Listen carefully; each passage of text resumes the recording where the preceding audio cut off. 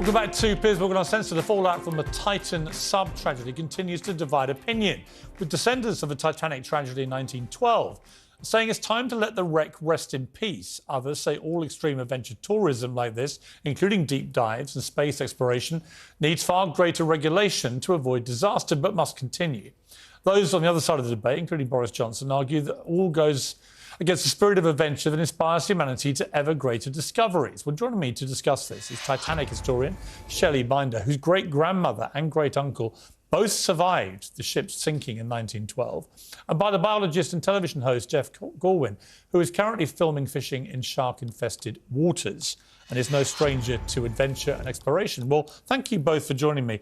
Shelley Binder, first of all, tell me about your relatives who survived the Titanic sinking.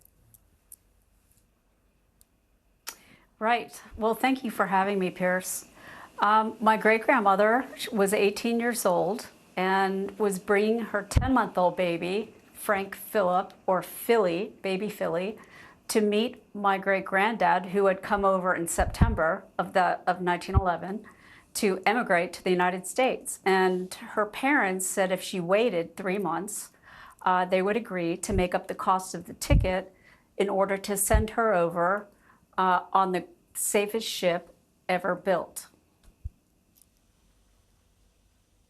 And that's how she ended up on the Titanic. Right, incredible. And your great uncle was also on board.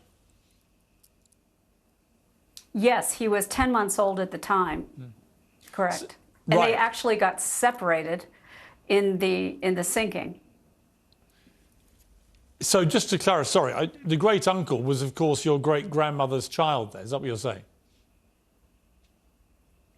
Exactly, my grandmother's brother. And what then happened to both of them? On the Carpathia, my great-grandmother was despondent and wouldn't get off of a mattress lying down, and she thought her baby had been thrown overboard. And finally, after a couple of days, it was quite stormy on the Carpathia. It was a 4-day journey back to New York. After several days, they convinced her to go up when the weather broke to walk around the deck, which she did, and out of the corner of her eye, she saw a baby reaching his arms toward her. Of course, he knew that was his mother because he was still breastfeeding. And she said, "That's my baby." And the woman who was caring for him was an Italian lady who didn't speak much English. So a crewman said, "Take both women and the baby up to Captain Rostron's cabin, and he will decide the issue." So Captain Rostron played King Solomon in deciding whose baby that was. Wow. And as bearing witness to this scene, were the 3 ladies that Captain Rostron had staying in his cabin. They were 3 ladies from first class from the Titanic who were all recent widows from the Titanic: Madeline Astor, Marion Thayer, and Mrs. Widener. And so these 3 ladies were witness to this Solomon moment that he had. And of course, she identified some birthmarks that the baby had.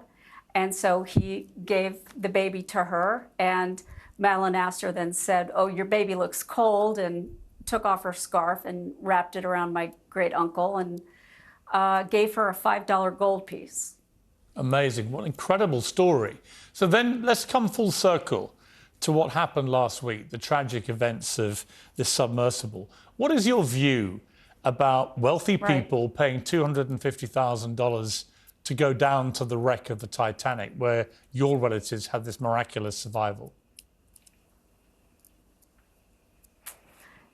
I do send my condolences first and foremost to all 5 of the gentlemen who lost their lives on that submersible, and to OceanGate, who is suffering as well through this. I've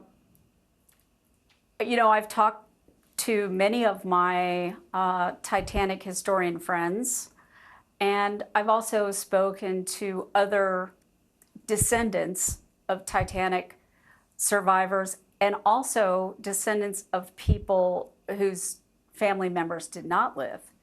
And it's interesting to note that their opinions differ somewhat about whether extreme adventure tourism is applicable or appropriate in this situation. And the people whose relatives died on the ship, almost universally that I've spoken to, think it's a terrible idea and who seem genuinely offended by it, that this was happening. But it's interesting to note, and I'm sure you're aware of this fact, that Stockton Rush, the CEO of OceanGate, his wife, Wendy, is the great-great-granddaughter of Ida and Isidore Strauss, who both perished on the Titanic. An amazing twist, yeah.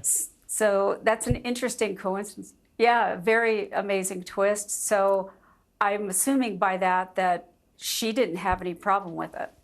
Well, I guess we don't. We don't know that.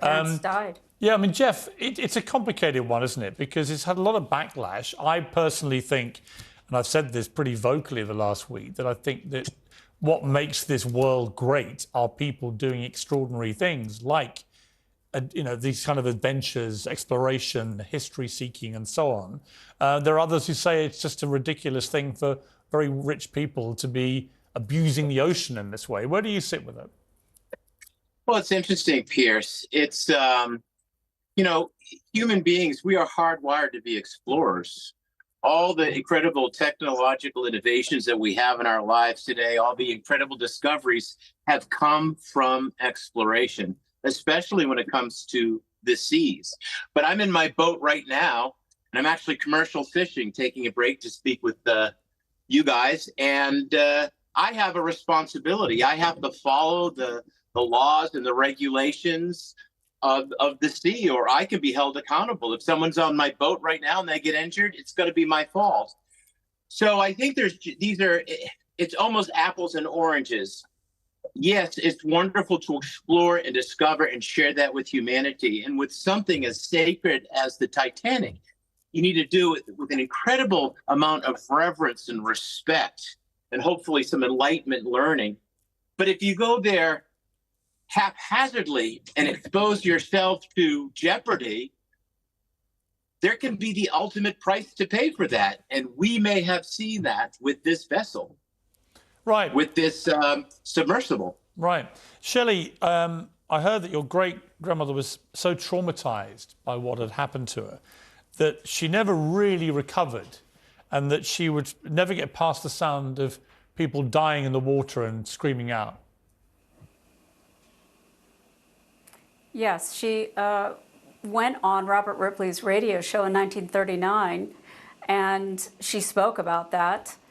And she also spoke to my father in 1960 and was quite upset and pulled him aside and said that she could never get that out of her thoughts, out of her head, the sound of 1,496 people struggling and dying in the water. Of course, it was extremely painful because the water was about 27 degrees, and it felt like knives being thrust into you. So most people, the majority of people did not drown, but they froze to death, and it was a horrific thing, and she could never really get past that. In fact, she spent 11 months in and out of a hospital trying to gather herself with what she describes as a nervous collapse. And of course, 11 months after the accident, my grandmother was born. Right. So. I mean, of course, there's this horrible irony that these people who paid the money to go down on the submersible to see the wreckage of this iconic ship, they themselves suffered a horrendous death. I mean, we can only hope and pray it was as instant as the experts believe it probably was, but a horrible irony nonetheless. Thank you both very much indeed for joining me. Shelley and Jeff, I really appreciate it. Thank you.